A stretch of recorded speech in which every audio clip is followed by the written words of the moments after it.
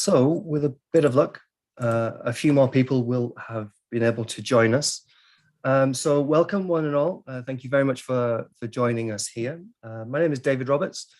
I'm an associate professor here at King's College London in the School of Security Studies. And one of my roles, as it was, to run the regional security and development theme, which gives me a purview over the fantastic scholarship, people in the school, PhD students, lecturers, associate professors, the whole gamut, looking at something to do with regional security and development writ large. And we are joined today by two super colleagues of mine. I'm very pleased about that. The broad title of what we're doing today is looking at the Russian war in Ukraine and the issue of what has changed and what hasn't changed. I suppose that the central impetus there is to try to fathom whether, this has been such a momentous event in contemporary history, really. And I think, or at least I worry and I wonder whether there is a tension, whether there's a propensity to over extrapolate the seismic nature of some of these issues and changes. And so this is what a loose thread in the background of what we're doing here, I think, is trying to say what has changed and what might not have changed, what might be slightly more lessons of lineages of continuity, if you will, something like that. Thank you to the comms team. I should very much add at King's. Without them, none of this will be happening, and that's most appreciated. Unfortunately, Sophia Rigby can't join us. She's got COVID like me and my whole household here. But nevertheless, we have, like I say, two fantastic speakers that we'll get on to in just a second. Very brief housekeeping. First thing, the questions will be through the Q&A function. If you drop your questions in there, they'll pop up here. And with a bit of luck, we'll get round to all the questions at the end. We'll have both presentations and Q&A at the end. Secondly, it's important to note, of course, I'm sure you probably know this, but this has been recorded and indeed live streamed to YouTube. So keep that in mind. First off, we'll have Professor Tracey German, who's a professor in conflict and security in the Security Studies Department here at King's College London. Tracey will speak first. And Tracey will take some big handful approaches, some questions, some reflections, looking at the macro situation, Russia, NATO, and the concept of stability. Straight after Tracey, we have Rob Lee, Senior Fellow in the Foreign Policy Research Institute, the Eurasia program there, and a PhD candidate in the Department of War Studies. So pleased to have Rob here as well, very much. And Rob will look at analysing the conflict as much as anything, the scorecard as it might be for defence analysts, what was right, what we sort of mistook a bit. And I'm sure Rob might speak a bit about open source intelligence and the role that it seems to be playing. Like I say, after that, we'll go to questions and answers. But to kick us off, we have Professor Tracey German. So Tracey, it's pretty much straight over to you. Thank you very much. Thanks, David. And thanks for the invitation today and for organising the panel. And I believe we're the last in the Security Studies Conference. So well done to all those who've made it all the way through. Today's panel really focuses on change. I've been asked to focus on the macro level, on the strategic level things, the impact of Russia's invasion on Russian NATO relations being the central kind of issue I'm going to look at, but some of the other broader European security and other changes that you can see occurring as we speak.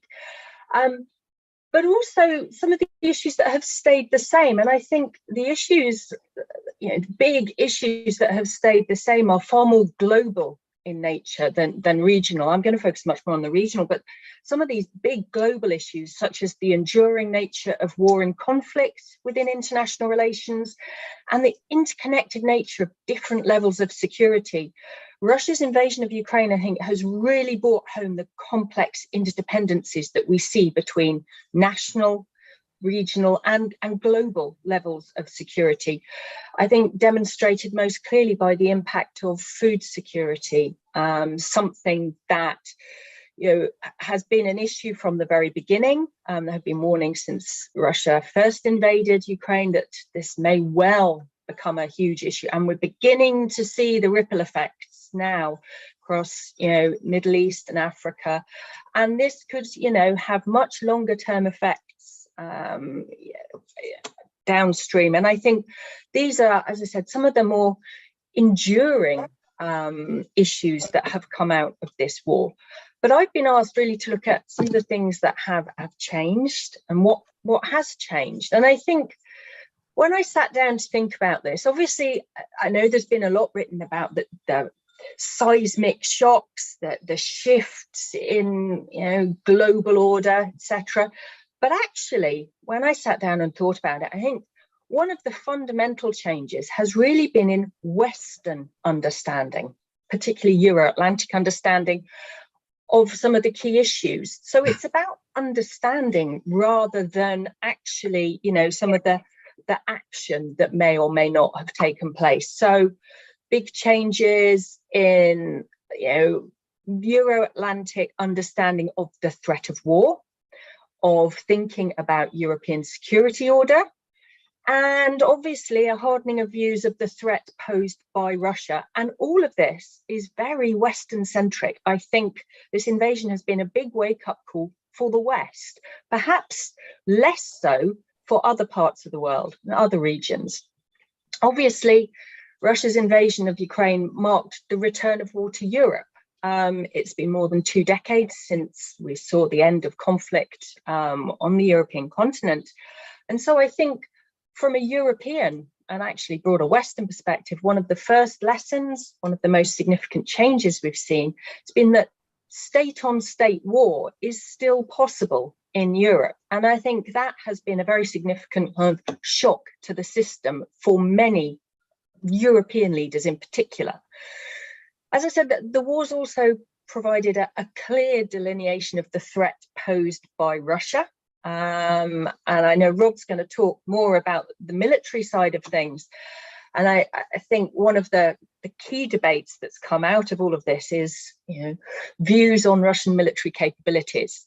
And whilst there has been a dramatic shift, I think, in particularly Western views of Russian military capabilities, what hasn't changed, it's been a long-running tendency to exaggerate or overemphasize their abilities, to say that either the Russian military are brilliant, fantastic, or that they're rubbish. And there's been a lack of middle ground really since the end of the Cold War and since 1991. So I think that is an interesting change, but one that's not, too different. In terms of threat perception, it's very interesting. If you look at kind of Euro-Atlantic views of the threat from Russia and the threat to international security, they're now far closer actually to Russia's views than they have been for a long time. And you think the Russian belief that it's been at war with an aggressive West since 2014, Russian unhappiness with destabilization of the international system by Western actions, and a shift from partnership and cooperation to a very transactional relationship. And all of those things which have really kind of shaped Russian views of the international system since 2014 are now really kind of dominant in Western views as well, particularly with regards to Russia. And I think that is an interesting change. What has stayed the same in this respect is Russian views of NATO and Russian views of the international strategic environment, which in the 21st century had been shaped to a large degree by NATO and its operations. And vice versa, Russia's actions in Ukraine have been shaping NATO's views. So there is this kind of,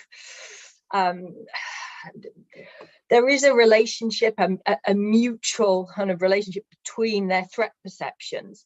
But there is also a fundamental divergence at the heart of the relationship between NATO and Russia, and that's rooted in the alliance's focus on values, in particular liberal democratic values. And Moscow perceives there to be a threat from an enlarged alliance that not only has overwhelming military security in terms of numbers, resources, technology, but also in terms of the liberal democratic values that it espouses, that lie at the heart of what is both a military and a political alliance. And we see time and again references in the Russian narrative to the threats posed by these apparent values. And if anyone was listening to Putin's speech on the 9th of May this year, we heard him making reference to Western attempts to destroy Russian values and culture, which have been traditional themes in the Russian rhetoric for a number of years now. This idea that Russia is under attack, not just militarily, but also culturally from the spread of values. And what is interesting is that Western policymakers have been using similar language, framing Russia's invasion as an attack on Western values. And I think perhaps, some of them are coming to the party a bit late. They've perhaps not fully grasped the need to have, their own houses in order with regards to liberal democratic values, adherence to them. But it is important, this idea of values in the relationship or the non-relationship at the moment between Russia, NATO and the West more broadly. That brings me on to my second point regarding change and the impact that the war in Ukraine is having and has had on the European security order, which has changed in ways that we really haven't seen since the end of the Cold War. We've seen NATO displaying a political unity that, to be honest, has surprised many. This idea of NATO cohesion, been doubts about it for a number of years now. So this sense that the unity that we've seen has been a welcome surprise. We've seen NATO deploying part of its response force, activating defence plans. Allies have strengthened their presence across the enhanced forward presence. The 4 existing battle groups have been bolstered. And it's also committed to the deployment of an additional 4 battle groups in some of the Eastern European countries, Romania, Slovakia, Hungary, and Bulgaria. So we've seen NATO really, bolstering its own defence. And the US has really, made it clear that it is committed to the defence of Europe. And there have been debates about this since the end of the Cold War. But it has been, unequivocal, I think, in its commitment to European defence, deploying troops, etc. And I think that has allayed concerns that had existed about whether the US and its focus was really on the Far East and China rather than European security. So we've seen, a significant change there. Defence spending, obviously, by European allies has demonstrated and backed up this political resolve. And obviously, Germany's decision to bolster its defence spending and improve its defence modernisation has been the most significant change there, I think, with very little disagreement across the alliance. And then I think one of the most significant changes in European security and the European security order has been Finland and Sweden applying for NATO membership after a long history of non-alignment and neutrality. They have decided that actually the security guarantees offered by NATO membership are important to them at the moment, and that the Russian threat means that this is what they're seeking. Now, there's still a long way to go in this, and I know there's an awful lot of debate still going on, but I think that this is one of the most significant changes we've seen in the European security order. That's all, though, focused on NATO. We've also seen changes in terms of the European Union, in terms of the money that it's been forwarding and using to forward weapons to Ukraine, the sanctions imposed by the European Union, which have really, I think, strengthened the collective defence that NATO has been putting forward. So the fact that NATO and the EU are working together is also, I think, very significant. There's been so much talk, but actually seeing these two kind of coordinating together to tackle these challenges and threats, I think is, an unprecedented step, and shows the unified front from the, Euro-Atlantic area. But I think, I've been focused very much there on Europe and the European security order, the changes there. But beyond that, what changes have we seen, and particularly with regard to Russia? And I think when we look at Russia's position and its power, yes, it has very significantly changed within Europe, but actually outside of kind of European continent and at certain kind of countries in the Asia Pacific, actually we've been seeing it seeking to expand or continue to expand its influence across Africa and the Middle East.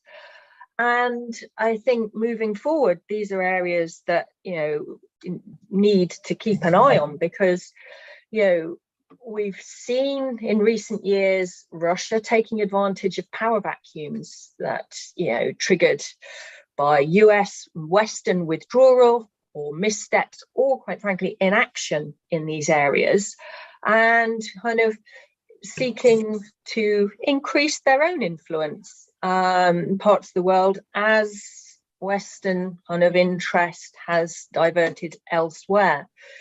Now, obviously, in terms of Africa, Russian interests, are largely have been legacy Soviet kind of contacts and links there, and the interests have been traditionally economic. Focus, for example, the arms trade, energy, strategic cooperation. But I wonder if moving forward, we're going to see Russia looking to kind of actively seek new partners, increase market shares elsewhere, markets that are not covered by the sanctions regime imposed by the West. And I think, that is potentially an area we could see change moving forward. We've seen, if you look at the numbers, even before the invasion, it's been working with over 20 African countries on a range of projects, from nuclear power plant construction to uranium projects, seeking to gain access to port facilities, the Horn of Africa, all of which is not just economic but also about power and influence. And I think this is where it's important to remember that Moscow's opposition to the spread of Western liberal values, the predominance of US power within the international system, actually finds support from a number of states around the world who share similar views. So a lot of the change that we've seen and a lot of the unity, as I said, we have to be careful about being too Western centric here. And I think that's kind of one of the areas, I think, as I kind of draw to a close, this, a number of questions really spring to mind. And, this gap between a change in understanding and genuine transformation. Will we actually see genuine transformation? Will Western political unity continue to hold as we see, for example, continued rising prices, as we see the kind of middle to longer term economic impact outside of Russia begin to really hit, what is going to be the impact on that kind of political unity that has been strong till now? Will Western unity really endure over time? And, as that initial kind of shock from the invasion in February begins to fade, will we see certain allies begin to kind of row back? We see the possibility of, for example, re-engagement with Russia being focused, being posited. I do wonder there how long this unity will hold, particularly with the kind of looming spectre of an energy crisis across Europe.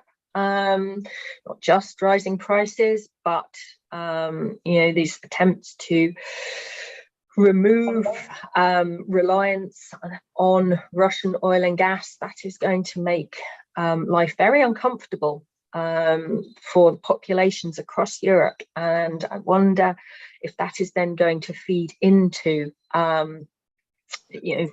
government policies moving forwards, and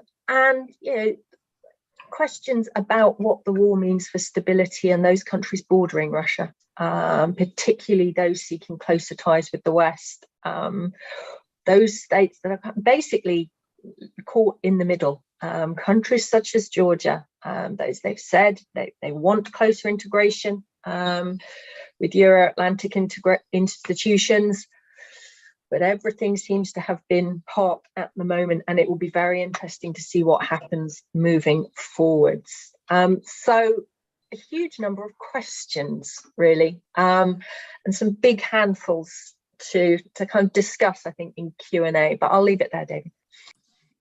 Thank you so much. Most appreciated. I've got plenty of notes there myself. Rob, over to you, if you're good to go. Great. Well, thanks for having me. So, yeah, Dave gave me a lot of space to kind of talk about the conflict. So I guess I'll hit a couple things up front. Tracey mentioned some of this as well, but one is, wars are still an issue in international relations. It hasn't gone away. There have been a number of recent interstate wars. Some I think people kind of over the last 20 years or so thought that wars were maybe less likely to happen. It's still an enduring element of the international system, something we should be used to. Wars are still very unpredictable. And so, as much as you try and kind of figure out what Russia would do, how a conflict would go, it's very hard to predict this. And it's important to always kind of remember that, even when we watch a war, even with open source information, which is greater than we had, previously, there's still a lot of information we don't have. It's always difficult to make assessments of what things are going on, what things we know, what things we don't know, all those things of that nature. Another one is, I don't think much of this war has been that revolutionary. I think it's really been, there have been some incremental changes, some new technology, but really it's things we've seen before in previous wars. And a lot of that is not surprising. Most of the equipment being used is, pretty old equipment as well. And most of the tactics are pretty, the way the war has gone is kind of easily explainable based on, the principles of war, other things we know about. And also is an element that just I think the way this war is kind of conceived and designed shows that leadership decisions. There's often poor assessments of how wars would happen. Leaders often think wars will go better than they expected, and a lot of times I think wars begin on kind of unfounded assumptions or unrealistic views of what would happen. So I guess when we talk about a scorecard, a lot of Russian foreign policy people didn't think this war was going to happen, and I don't know what the percentage would be if we make a call, but probably it was majority. And there's good reason to think it wouldn't happen, because when you look at the pattern of when Russia's used military force under Putin, this time frame didn't really make sense. There's typically a kind of external time-sensitive catalyst that drove Russia to respond. Same thing in Syria and Georgia and Ukraine in 2014. There's always some kind of event that led Russia to believe that it had to respond, or else bad things would happen for its position. In this case, clearly Russia was not happy with the direction Ukraine was taking, but there was nothing that was that pressing that Russia had to force the issue in February. I think that when I was looking at why I thought Russia would win a war, I thought that the timing was going to get worse for Russia if they waited, because Ukraine would get long-range missile systems, the war would become more difficult, and that the relative balance of power would shift towards Ukraine more. But there's nothing really pressing that made Russia have to intervene now, except for the fact that I think they thought that with President Zelensky in charge, that they weren't going to have significant kind of forward progress on implementing Minsk agreements and other things of kind of negotiations they wanted to achieve. So the one thing I would say is some of the people that thought a war was going to happen were more of the kind of defense-focused people, and I think a lot of that was just, it comes back to kind of traditional defense analysis, right? So a lot of stuff that went in the Cold War, the kind of counting tanks, information, that kind of stuff became relevant again, right? And I think it went out of, stopped being cool, decades ago. But a lot of that is very, very important. And I think it's actually a bit of a weakness in maybe some of the defense community, because we had all these really good Sovietologists, Soviet defense experts in the Cold War. Many of them retired now, and many of them were very focused on counting tanks, counting divisions, making assessments, looking through all that information. I think we maybe lost that expertise to a little bit. And so when I was looking at the buildup, there are a few things that led me to think a war would probably happen. One, Russia did build up in the spring, and it was clearly for coercive purposes, and it was not routine. It was designed to try and use coercion. And I thought the goals behind that were to kind of deter certain things going on in Ukraine and kind of NATO cooperation in Ukraine. And you look at the events that happened over the summer, the opposite happened, right? So we had the HMS Defender incident. That was a week after the summit between Putin and Biden. You saw increased NATO arms exports to Ukraine, including from US, UK, elsewhere. And then you saw the first TB2, the Turkish UAV strike in the Donbass in October. I think all these things kind of, were elements that kind of led Russia to believe, okay, we tried to use coercion in the spring to maybe achieve our goals. That didn't happen. So now, we're going to do it one last time, but this time with a kind of threat, attached to it. And, when you look back at the bill of the spring, initially, Sergei Shoigu said that all that equipment they moved equipment from the 41st Combined Arms Army base in Siberia. He said at the end of that exercise in April that it would remain behind for the Zapad exercise that happened in September, and then it would return back to Siberia. Well, we saw as the Zapad happen, we didn't see that equipment leave. And that, again, told us something about, okay, this is a change in Russian military posture. Why are they doing this? You start looking at other things. They created a new contract reserve system in August that appeared to be rushed through, this BARS system. There's kind of more similar reservist system of what we use in NATO militaries. We saw additional equipment being moved. We started seeing district level assets. So S-300V missile defense systems, 2S-7 Malka, Pion, heavy artillery systems, only at a district level.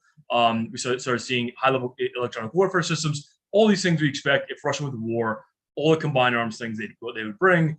We were seeing that move from very far away. All that kind of stuff was very concerning. And then at the end of the build up, we started seeing Russian National Guard units being moved. We started seeing tactical markers being put on vehicles, the Z's, the V's, those things. All that was, it was all warning signs basically to anyone with a defense focus saying, okay, these are the steps that look like they're preparing for war. And he's obviously saw them starting to spread units out across the border, and especially the weeks leading up to the war, they started emptying out the big assembly areas. So we saw it near the borders to kind of smaller tactical positions right on the border, 10, 15 kilometers away. Again, all that kind of, basic defense analysis says, okay, something's here, something's happening. This is not normal. It's not routine. And when you look at the rhetoric coming from Russian officials, and you tie these kind of defense movements to it, it's like, okay, well, this tells us that a conflict is either likely or very, very possible, and it's not something we normally see. So in that regard, I think having a defense kind of background was useful to interpreting this, because there are certain defense details that were kind of unmistakable about being different and unique and not being normal. And even though it didn't meet the pattern of kind of previous use of Russian force under Putin, all these kind of things were so abnormal that when you put them all together, it kind of sends you a different kind of signal. And my view is that after this buildup had happened, after the Russian made all these demands, that the response had been from the US, from the UK, from other NATO members, had been additional arms exports to Ukraine, had been additional support to Ukraine. And so if Russia had pulled back and hadn't gone to war, the lesson that would have been learned in Washington and London would have been our arms exports was decisive. We need to double down and provide even more support. And that is not a lesson Russia wanted them to learn. And so all this kind of, in my view, kind of pointed to, okay, a conflict is kind of more likely than not at this point. So all those kind of things, I think defense analysis kind of helped out with.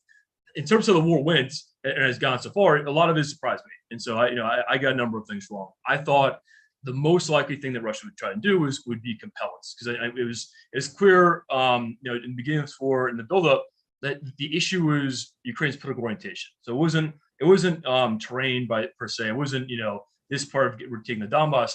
It was how do we change the political orientation of Ukraine to one that is either a vassal state or one that is neutral, but not one that is hostile from Russia's perspective.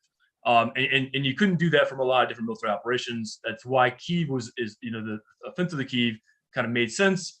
But what really surprised me was I thought compellence would be the better explanation, because when you look back at previous times Russia used military force, it was a question of, okay, what template do we apply to this situation? What makes the most sense?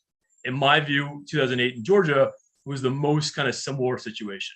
And I thought a more aggressive, ambitious version with more ambitious political goals would be used by Russia, the more capable military, obviously a larger scale. Instead, Russia kind of adopted a very kind of surprising plan, at least in my opinion, that violated many principles of war. It deviated from Russian military doctrine. It was very, very different to the previous conflicts Russia had fought recently, and it was very unrealistic. The assessment of the manner of resistance from Ukraine was completely unrealistic. The political goals were a maximalist, and they weren't limited. And it was surprising because Putin has a pretty good record of using military force. Typically, he's sought relatively limited political objectives that military force could achieve, and then was happy to kind of walk away from these conflicts early with that kind of a success without trying to conduct a large scale occupation. I don't think that's typically the goal. Obviously, we saw that in Donbass, we saw it in Crimea, but I don't think the situation in Donbass since 2014 was what they wanted to achieve. And now Russia finds itself in a large scale war of occupation, and it's legitimate question how sustainable this is. But anyway, I thought it was very surprising. I think my kind of argument of what happened is that this was less kind of a military operation and more of a special military operation, and that it was a significant involvement of intelligence. I think the FSB probably played a key role in planning the operation. I don't think the Russian military officers played a key role in developing it. I think that it's more likely. One thing we know is that the plan was conceived in extreme secrecy. They made extreme effort to compartmentalization.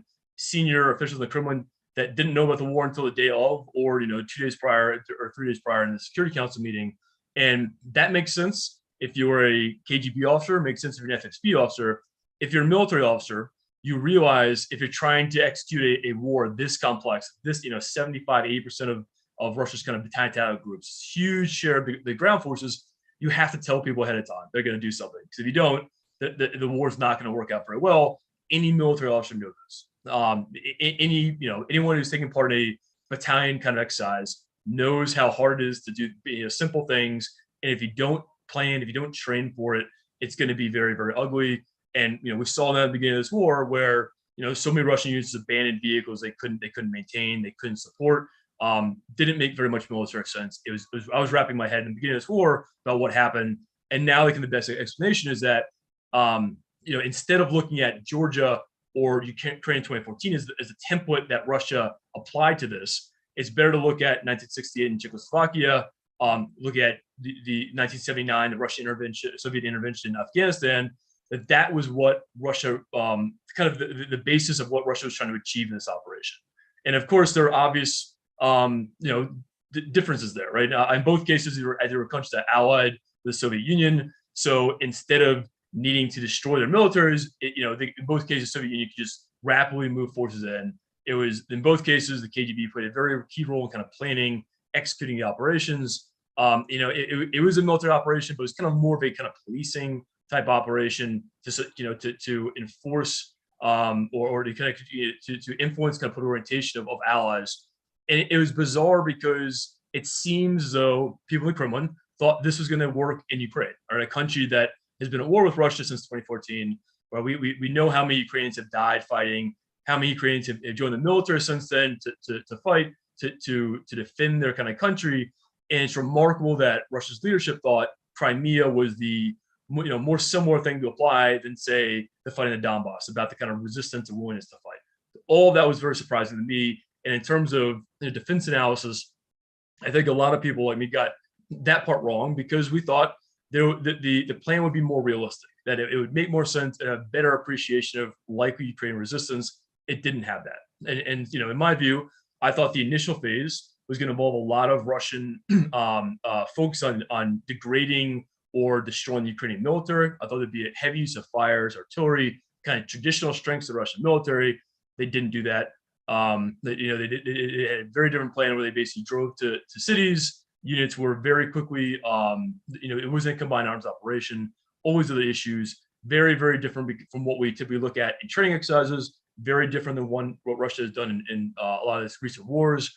We're now seeing some of those kind of things in the fight in Donbass. It looks more like what we expect of the Russian military, but it was very shocking to see the first few weeks where it was something very, very different from what we expected. So in that regard, a defensive analyst, I think some of us got the initial thing right, that Russia would go to war, and then the way Russia fought was quite surprising. And in my view, I think they chose a poor strategy. The compellence, I think, made more sense. I think in all likelihood, Russia would have been more successful if they'd chosen a different strategy than what they did adopt. And so all that's kind of comes to keep in mind. One of the big questions is, we look at the way the war has gone. How much of this is a result of poor strategy? How much is a result of a poor military or not very good military? That's going to be a key question for a number of years. It's going to be, no doubt, the key question I'm going to deal with for a while. I think one of the things that's important when we do lessons learned, there are a lot of articles coming out in March or early on about, did we exaggerate the Russian military, or how do we get it so wrong? And I was a little bit more reticent to kind of jump in yet, because a lot of information we don't have. We don't necessarily know everything. And of course, the war was early, right? And so we're seeing some adaptations now from the Russian military. We're seeing some changes. There absolutely are significant weaknesses that were exaggerated. I think electronic warfare was one, communications issues, the ability of the Russian Air Force to do the suppression or destruction of enemy air defenses. All those are significant issues. Personnel issues, one of the big ones, and I wrote an article about this a couple weeks ago, is that Russia was able to increase the number of its permanent readiness battalion category groups by basically cutting the size of them. And so they went from a table organization of roughly about 500 in each motorized rifle battalion down to 345, about 350. And then even those battalions, they were often 2/3 strength before they invaded Ukraine. And so personnel issues have been a huge issue. Recruiting contract servicemen is very evidently a big issue. And it's an important thing to kind of take away from this conflict. So there are a lot of interesting weaknesses that we've seen. In my view, though, it's important to not draw too many lessons for the first 2 weeks of this war, because it really isn't how the Russian military trains to fight. And in my view of why we saw what we saw was that the Russian military did not play a key role in planning or developing this operation. I think they were basically given order, you're going to execute this operation. It was an operation that made sense to intelligence officers, not one that makes sense to military officers. And so it's important to not try and extrapolate too much from what we saw in the beginning of the war to how Russia might fight somewhere else, right? This is not necessarily how Russia would fight NATO. With a different political leadership that had more realistic goals, they may have fought a very different way as well. It's important to kind of not assume this is exactly what the Russian military does and how they do it. And I think that's a really important takeaway.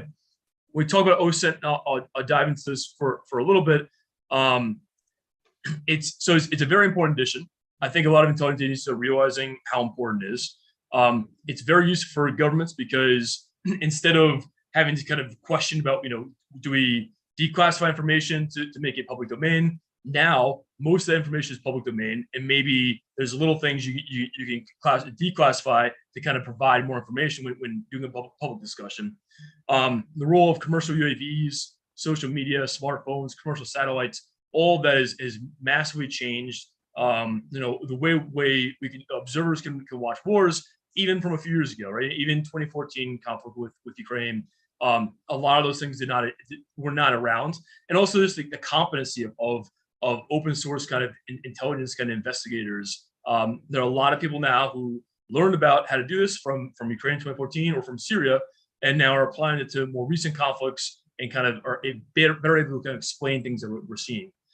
One of the things that's really important to note, though, there are a lot of limitations, and so one, you'll see videos in urban areas. You'll see videos where a lot of people live, because the more people there are, more likelihood something gets recorded and put on social media. If you're in an area that it was less people around, fewer people around, like the Donbass and the current fighting, you're going to see less videos. So there's always an issue of when you'll see videos. Just because you're not seeing videos of something does not mean it's not occurring. Even when you see videos of something, it sometimes people jump to the wrong explanation. So early on, some people were saying that Russian aircraft were flying by themselves. They weren't operating in pairs, and that might have kind of signaled something about how Russian Air Force operates. In my view, that was an incorrect view of what we're seeing. A lot of videos, you might only see one aircraft, but maybe that's because the person videotaping saw the first aircraft. By the time they get out their phone, they can only videotape the second one, or because the other aircraft is doing something else. But I thought it was kind of a jumping to a conclusion that wasn't supported by the evidence.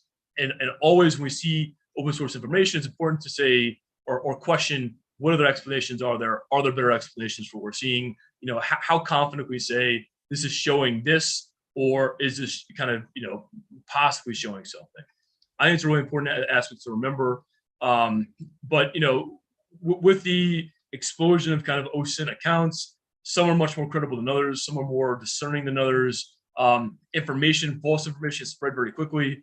I think it's the other issue is that a lot of the really important information of this war or the buildup, people who were following this through open sources knew about things before often the UK, US government would acknowledge them, and would then pass it to news agencies. And so a lot of times in the buildup, we'd see something in the New York Times saying so-and-so with the Russian military near the border. And it's like, well, here's a video we saw 4 days ago publicly that showed this. And so it's things that kind of behind the curve a little bit there. It really is important. I think there's a real expertise to being good at it. I'm not that great at it myself. There are a lot of people who know to geolocate things, very capable that, things that I can't do that well. But it is really important not to jump to conclusions about things. And I think that's happened a lot. And I think that's one problem is that instead of kind of waiting for more information to come out, realizing that we're only seeing kind of a small part of the war, or a lot of data we're not getting, or there are issues with the data we're getting, I think sometimes people are jumping to conclusions saying we can be more confident about what's happening based off this kind of poor data without kind of understanding that it's not necessarily telling us everything we think it is. And then one last part. So there's already been a debate about how revolutionary this war is. I think some people have already written about that, there's a fundamental kind of change of warfare or combat. In my view, we haven't really seen anything that revolutionary. There have been some interesting developments. I think the development of the amount of U.S. intel sharing with Ukraine has been a notable thing that maybe we haven't seen before in this kind of, the amount of time-sensitive information for targeting purposes. Starlink, this SpaceX kind of SATCOM, apparently is having a very dramatic effect on allowing Ukraine to have good communications at the front to basically withstand Russian electronic warfare or cyber, things that otherwise they may not have been able to do. That was a kind of, I think, significant development. And we've seen commercial UAVs playing a really key role. Now at squad levels, we're seeing crowdfunding from both Ukraine and Russia, where they're sending units, DJI Mavic UAVs. They're integrating it at low levels. It's playing a very key role in fighting in Donbass. And a lot of these battles, these different units are throwing up a bunch of UAVs. A lot of them get shot down, and then they have to have enough to keep sustaining that kind of fight. But there's a huge advantage to having them, and I think that has changed in a significant way as well. It's really important to remind. But when you look at a lot of the main things of this war, artillery is killing the most people, right? It's the main casualty producing weapon. That is not something new. Most of the artillery being used by both sides is Soviet era, and most of it is using unguided munitions. So, that none of that is really a significantly new development. Now, the amount of UAVs means it facilitates artillery strikes. You can be more accurate about it, but ultimately the system being used, it's not a huge change. In terms of UAVs are playing a really key role. They're very important, but we're not seeing UAVs, replace manned aircraft yet. So we're still seeing manned fighters, helicopters, all those still playing a key role. UAVs are not in a position to kind of supplant them yet. They're playing more of a kind of complementary role, and that's I think something we suspect we'll keep seeing for a while. Tanks, a big question. Every war now with those tanks is a big question about whether or not tanks are obsolete. I don't think they are. I think it's a data interpretation issue, and it's another issue. I think that people jump to kind of too many conclusions about the beginning of this war and what it told us. And so, from open source data, Russia's lost a lot of tanks, but probably more than half of those tanks were abandoned. And so they weren't necessarily destroyed in combat. They may have been destroyed after being abandoned, but it was a lot of the issues with tanks, in my view, is an employment issue. And a lot of those employment issues are things that have been known for a long time. So Russian tank units went into Ukraine without sufficient infantry to support them, without sufficient dismounted infantry to support them. That left them vulnerable to small anti-tank teams. That's not something a new development, right? That put them at risk when they went to urban warfare because they didn't have infantry to support them. That's not new. And then they're very logistically heavy. So they require a lot of logistic support. That's been known for a long time as well. And when Russia invaded, because units didn't have enough warning, a lot of these tanks right away broke down, and basically the crews left them alone. Does that tell us that much about whether or not tanks are useful in modern warfare? I don't think so. I think basically we know tanks are vulnerable to light infantry and tank teams if they're not supported. They're vulnerable in urban areas. They're vulnerable if you have logistics problems. All of those are things that someone serving in World War II probably could have told you wouldn't be that big of a development. So that's a bunch of different things I kind of jumped into. It's a really interesting war to watch. There's a lot of things that are interesting to note, but I think most of this, we explain Ukraine's successes, we explain Russia's failures. It's a lot of very kind of traditional things and what they're doing right or wrong. It's principles of warfare, things we've already known, and a lot of those explanations don't really require any kind of new conceptual terms or framing. And if anything, as Tracey was saying before, the Russian military, we swing between saying it's very, very capable or very incapable. I'm always in the middle. I thought we made a huge kind of exaggeration during the Gerasimov doctrine idea and the hybrid warfare focus that we're saying Russia can do all these capable things. But in reality, its performance in the Donbass in 2014 wasn't that impressive. And then, look, we've seen the fact that Russia decided to do a large-scale conventional invasion of Ukraine kind of indicates that hybrid warfare, if you use that term, wasn't working for them, right? All those kind of other non-lethal forms were not achieving their goals, and they thought we need to use a massive conventional military superiority to achieve our goals, and that didn't work out perfectly either. So anyway, there are a lot of kind of lessons learned about this, but I'm very much of the view that we shouldn't kind of look at the Russian military as a paper tiger. We shouldn't kind of say it can't do anything. We saw a very kind of unique kind of beginning of this war. It tells us some things. It doesn't tell us other things. It's important to kind of keep that in mind. Rob, and indeed, Tracey, thank you so much. Got a couple of questions that have come in. I've also got a couple of thoughts myself. I might just kind of skip around. This is as much a question for you, Tracey, picking up on one of the issues that you raised. I mean, sort of trying to have a think about Russia kind of going forwards. I'm interested in domestically, as it were. Now, none of us have crystal balls, and it's an opaque kind of a issue to see into, of course. But what is, the communitariat, a scholarly kind of assessment, though, thus far, of kind of Putin's position, if you will, given the great number of failures that we've seen? Now, of course, there is a Russian narrative here. I mean, please feel free to sort of respond with a bit on the Russian narrative about, playing down the failures, I'm sure. But, energy markets, trying and failing, but trying to sort of switch away from Russia. the potential accession to NATO, as you mentioned, Russia and German defense spending going through the roof. I mean, these comparatively, at least, I mean, these are some structural issues here that really cut against any Putin kind of narrative that things have gone well. So I'm interested in, how that is, how we are trying to grapple with that issue at the moment. And you interestingly bring up foreign policy and the idea of new partnerships and the likes for Russia. And I thought I would just offer a very quick thought on kind of the view from the Middle East on this, and that, Russia used to have this reputation of, they would do what they said and say what they would do. You might not like their policy. People on the Arab side of the Gulf didn't like their closeness with Iran and vice versa. But Russia was seen as, at least it is consistent. It had a real strength in that consistency. And while that tenor of consistency might still be there, I think that the view of Russia has taken an immense ding. It's taken a really significant hit recently by the stunning levels of kind of failure exhibited there. And so that's something interesting to push into the mix as well when it comes to the Russian global role. The amount that they have deployed their military in the near abroad and further afield, of course, in the past kind of 10, 15 years. It's been quite consistent, but now presumably they will quite struggle to even do these sort of large-scale deployments. And so again, domestically, I'm interested in your thoughts there, if you could reflect on what the literature has to say. And if you think when I mentioned about sort of the foreign policy, that makes sense. I'd be interested in your thoughts there. And Rob, thank you. That's really interesting as well. You offer a lovely nuanced case trying to look at kind of the effectiveness of the Russian military, as it were, not jumping to very large conclusions.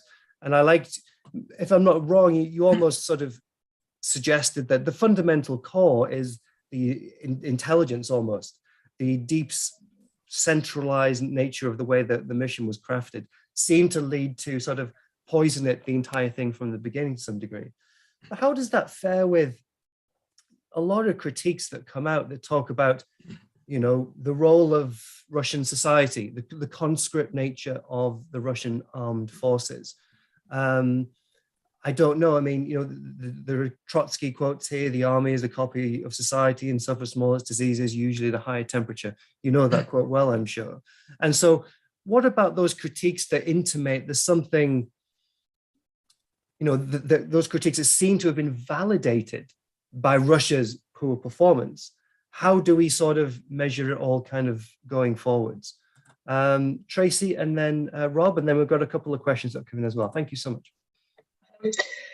Thanks. So this issue of Putin's position and how some of these, these issues that I talked about, German defense spending, for example, NATO enlargement fit or don't, or counteract his narrative. I think on the one hand, everything that has happened since the invasion has reinforced Putin's narrative, and the narrative that he is, pushing within Russia. And I think this is where we have to remember the issues over where people are getting their news, their information from in Russia. And there's a generational split to some degree. Older generations still rely, on television, which is, if it's television, you're talking about state-dominated media, or print, which again, you will be getting the state narrative. It's become so much harder to get hold of other sources of news. But in terms of Putin's narrative, this sense that Russia is under existential threat, a narrative that he's been pushing for a number of years.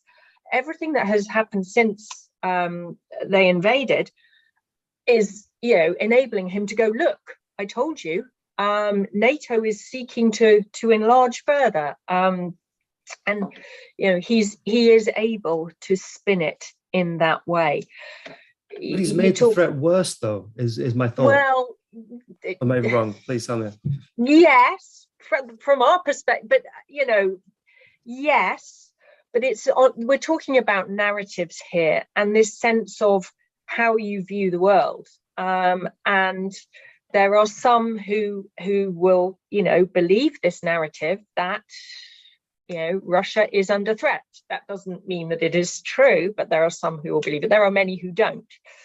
And there was an interesting thing the other day about polls in Russia, opinion polls, because obviously there's been a lot that, opinion polls go, well, look, his popularity is sky high again. But I mean, this is, I forever say this when, with regard to opinion kind of polls in Russia, you have to be very careful, because if in a country like that, if someone comes up to you with a clipboard or rings you up and asks you what your view of the incumbent is, you're not exactly going to come out with a lot of negative. It's not as if YouGov rang you here, you might give an honest opinion of our current prime minister. Well, maybe not, but yeah, there's more likelihood here, I think, than in a country like Russia. In terms of the economics of all of this, yes, it faces some challenges. Russia is a hydrocarbon raw material exporter, dependent on those receipts. The flip side of that is the very high prices are serving them very well. I don't know enough about the economy. Richard Connolly has written some excellent stuff on this. But actually, he's talking about how the fact that they had restructured their economy post 2014 to protect themselves, so it was more insulated than if this had happened, before 2014.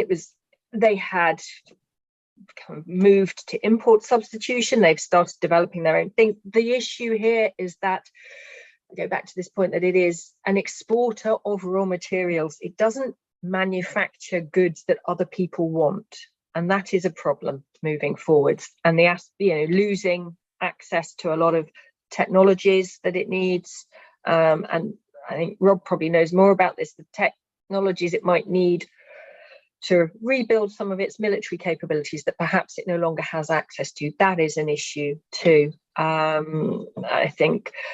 And that then ties to your point about relationships outside of Europe, Middle East, North Africa, Sub-Saharan Africa.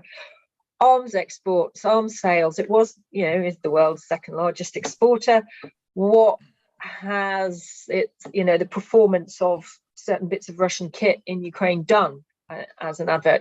Russia was very proud of some of the bits of kit and how it performed in Syria. And it, very much. Yeah, talked about the Syria being a great advert.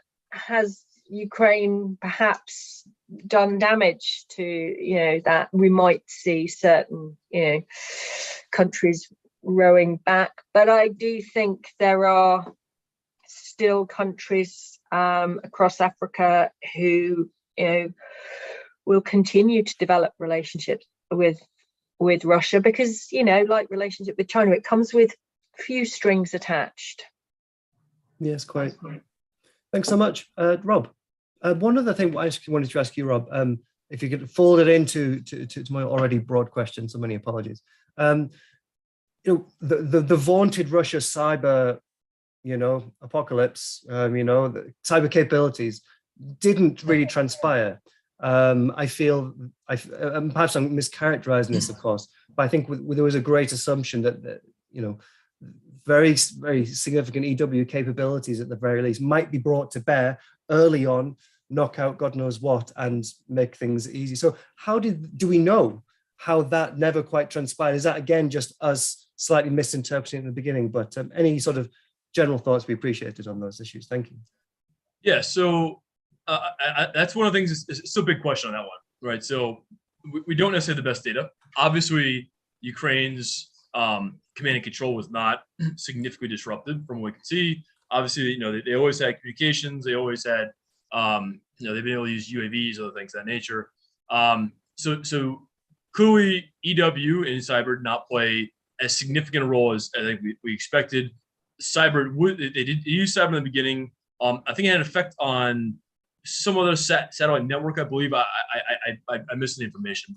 Sure. But other things that are known, so Starlink, there have been a couple articles recently talking about the role it's played. that basically it has been able to adjust, and because of its nature is that it's encrypted nature, that Russia's had struggled to disrupt it, and that's played a very key role. Whereas we have seen Russia is using a lot of electronic warfare in the Donbass. UAVs are becoming more difficult to operate them. There are other issues with communications, and so without Starlink, Mariupol, other parts of the front, they would not have communications right now, or they'd be relying on something like cell phones, which can be tracked and targeted. So that could be playing a key role. It's going to take us, I think, some time to really have a good assessment of that. But yeah, I think the other element is, we probably did exaggerate some of the capabilities here. And it's certainly worth mentioning why we got that wrong, but also why maybe the intelligence community got that wrong. Since EW is one of those things where it's really hard to assess from open sources, so you kind of have to rely on there are a number of cases where Russia's used EW in Syria. It's affected U.S. aircraft or things there, and so U.S. officials would say it is disruptive, it is having effect. They would mention this kind of stuff, but it's hard to kind of make an assessment from open source saying this is the kind of performance it would have. Sure. It's one of those things where it says, okay, well, U.S. defense officials seem to think it's effective, and Russia does make a priority of it. They do use it in different areas. I think in the beginning of the war, it's probably an element too where because they didn't plan it in a very good combined arms way, they probably didn't have a great EW plan to say, okay, we'll be able to jam kind of communications here, maybe on a tactical level. We know there are issues there. So probably a combination of things, right? Not real integrated into strategy, probably some technical deficiencies, and probably some new adaptations that put a role. And apparently, I think the U.S. has said that. I think the NSA has played a key role, kind of preempting some of these cyber attacks that Russia was going to do, knowing they were going to take steps and kind of mobilizing against that. So again, but a lot of this is just this is what appears to be kind of hard to make a strong assessment now. In general, it is a legitimate question about the Russian military in general, how it performs. One of the things I was making, I think the plan was developed by people that had not served in the military, because a lot of the way you conceive of it or go about it wouldn't make sense for someone who served in the military, understanding how militaries operate. However, the Russian military still executed this plan, right? So it still says officers still executed this plan. There were probably things they could have refined better in the Russian military. They did not refine nearly as well. Those are all issues. The Russian military is in particular not well designed to handle a kind of little warning war, because the manning issues were greater than the U.S. military. Maintenance issues, it was not maintained a high enough readiness. And then look, we're seeing units, even units based in Moscow, like the First Tank Army, supposed to be this elite unit. It's right where Shoigu Gerasimov on, right? They should be able to supervise this kind of stuff. And we found out this unit was one of the worst kind of units in the Russian military. Had some of the biggest manning issues, equipment, huge issues, all these other kind of problems. And it's a unit based right in Moscow. And so, some of this comes back to, we're talking about the threat to Putin or other people, who knows how it will go? Who knows if people will blame the right people? But ultimately, it's a question of Shogun Gerasimov had been in charge for 10 years. They were put in charge by Putin. And this is a system that Putin has designed, developed, and allowed to kind of foster. And then units based right in Moscow, right, not very far from the Russian military headquarters, have huge issues, right? And these are clearly issues that have been going on for years. Equipment issues, personnel issues, all things. If you went and supervised, if you checked on them and inspected them, you might be able to find out there are these problems. It didn't. So who do you blame for that? Well, presumably you blame the senior leadership. Same thing with the BTG figure, right? That was a thing that Sergei Shoigu gives out. It was one of his indicators saying this is how the Russian military has progressed since 2012 since I took over, right? We had a limited number of permanent revenues back then. Now we have 168 BTGs, and then we find out, well, okay, they got there by cheating, right? By cutting these battalions down, and the battalions they eventually sent into war were less prepared for war than they would have been if they had fewer BTGs. They would have been better off having, say, 120 than 170 BTGs if those are fully formed BTGs with full squads, with full everything else. And so again, it comes back to, well, whose fault is that?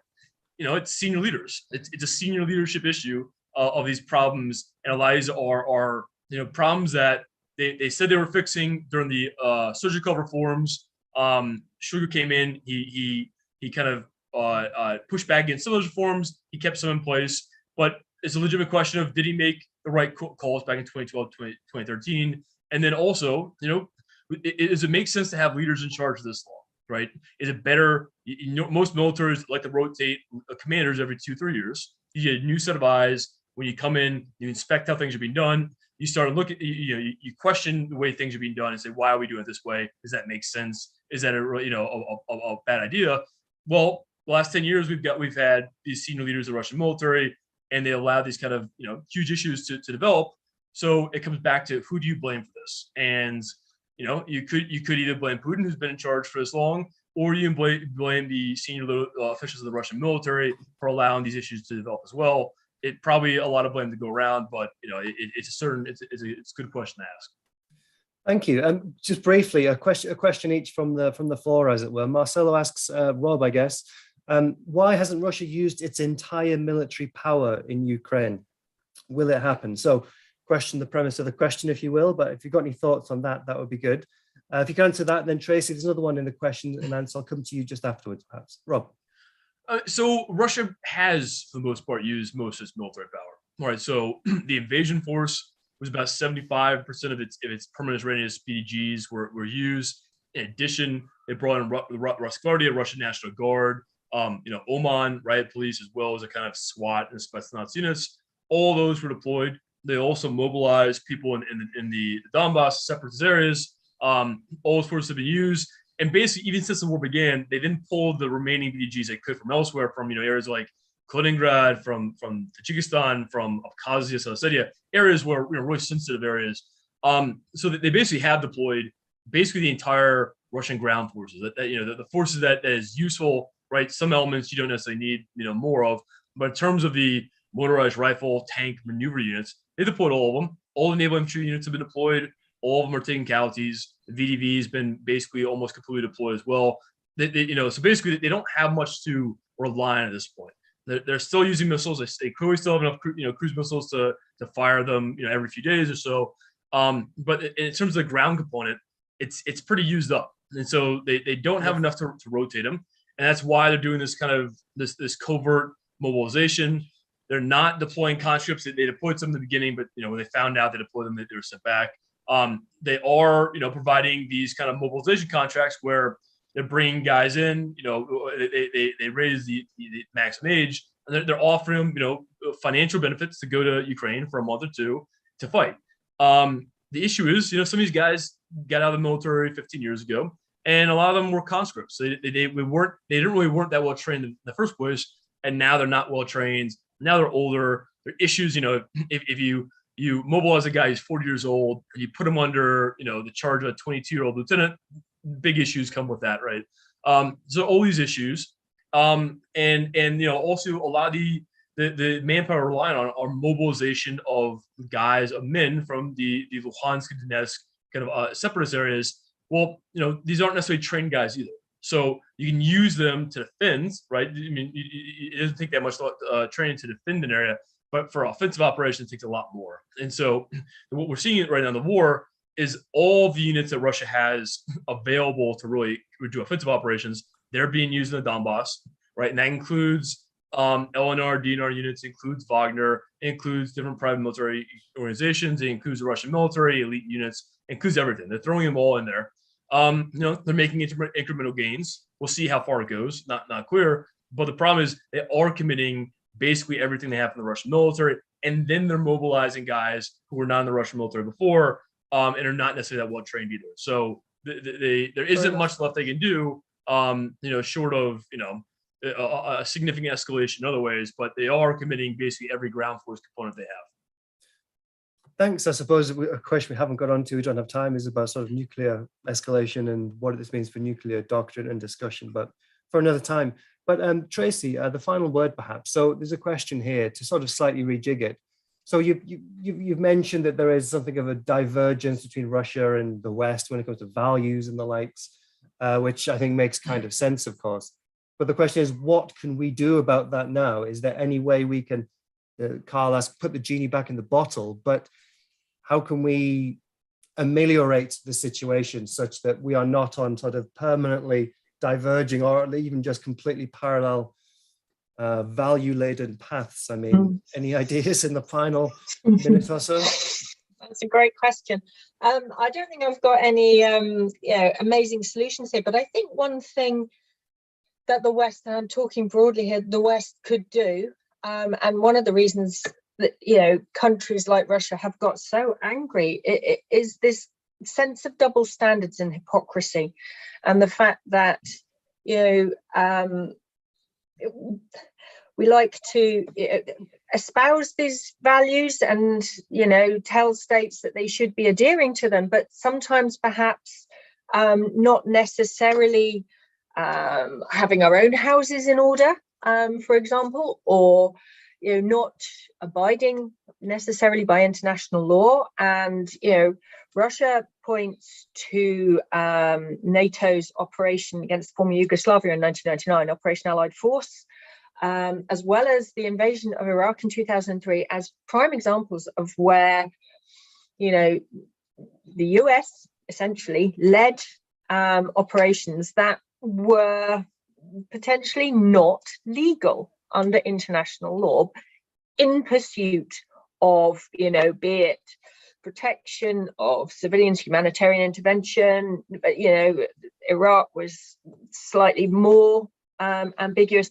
But I think that is, something that we have heard a huge amount about in the Russian narrative and from other states over the past decade or so. And I think moving forwards, if the West, really sees its values now being under attack, I think it has to start really kind of being whiter than white, and both domestically and in their foreign policy. And I still think there is potentially a lack of understanding amongst policymakers that what goes on at home and how, for example, politicians behave can impact outside of their own borders. And, states do watch.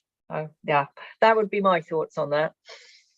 Thank you so much. And that brings us to time pretty much. So Tracey and Rob, thank you so much. You've been very generous with your time and insights. Really, really appreciated. Thanks for the questions. And I hope Sophia gets well soon from COVID. Thanks again to the comms team, as I said, for sorting all this out. And I don't know, that's enough thanks.